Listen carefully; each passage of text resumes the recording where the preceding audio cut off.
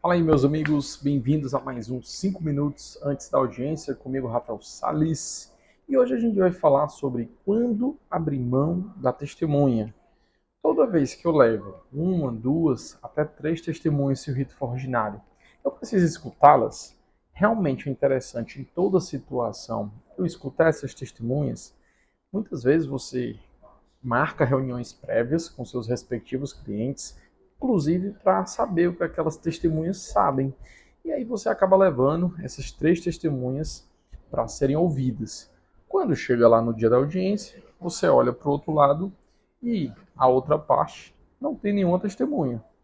E aí, mesmo assim, interessante eu escutar as minhas três testemunhas para que eu tome essa decisão com segurança se eu vou ou não utilizar essas testemunhas. A dica que eu dou para vocês hoje é: saibam o ônus da prova de cada pedido.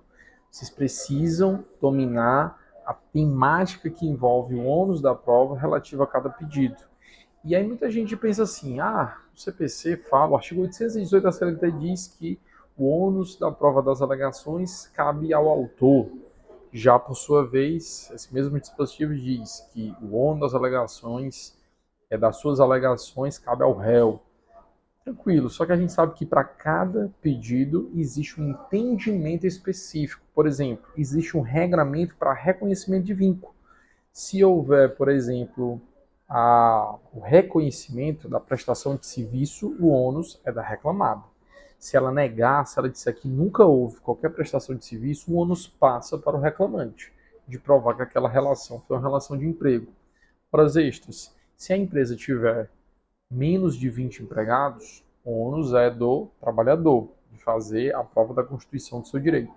Se ela tiver mais de 20 empregados, isso desde setembro de 2019, com a Lei da Liberdade Econômica, que alterou a CLT nesse ponto, o ônus vai ser do empregador, que obrigatoriamente vai ter que apresentar o controle de frequência.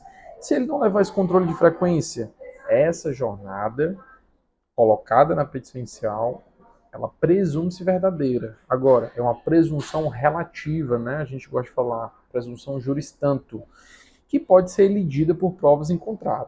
Então, se você tiver nesse exemplo, vamos trabalhar com esse exemplo das horas extras. E você está pela empresa, tem mais de 20 empregados e você não juntou o controle de frequência. Você tem uma testemunha, o trabalhador não levou nenhuma testemunha. Você vai levar uma testemunha nessa situação? Você vai escutar essa testemunha que você levou? Claro que você tem que escutar. Por quê? Porque você não juntou o controle de frequência. Então, mesmo o trabalhador não tendo apresentado uma testemunha, você precisa fazer a prova para afastar a presunção relativa que está em favor do pleito dele. Beleza? Por outro lado, se você estivesse pelo trabalhador e você levou uma testemunha para fazer prova dessas horas extras, mas a empresa não juntou nos autos o controle de frequência e não juntou testemunha, há necessidade de você levar uma testemunha? É sempre bom levar. A pergunta, na verdade, é: a necessidade de ouvir essa testemunha? Eu não recomendo que ela seja ouvida. Por quê? Porque processualmente o ônus da prova está com o outro lado. E o outro lado nem apresentou os controles de frequência que eram obrigatórios e nem apresentou outros meios para elidir essa presunção relativa. Em razão disso, eu abriria a mão de escutar essa testemunha. Eu sempre recomendo: leve o máximo de testemunhas possíveis, mas você tecnicamente, com base no seu conhecimento sobre o ônus da prova, precisa decidir se vai efetivamente escutar aquela testemunha. Para trazer um exemplo prático aqui dos problemas que essa oitiva indevida pode gerar. Imagina que você colocou que o trabalhador saía às 20 horas e a testemunha, ela informa que ela só trabalhava até às 19 e depois ia embora, e que viu o trabalhador ainda ficava lá continuando laborando. De fato, ela só pode testemunhar que ele estava lá até às 19. Depois disso, ela não tem condição.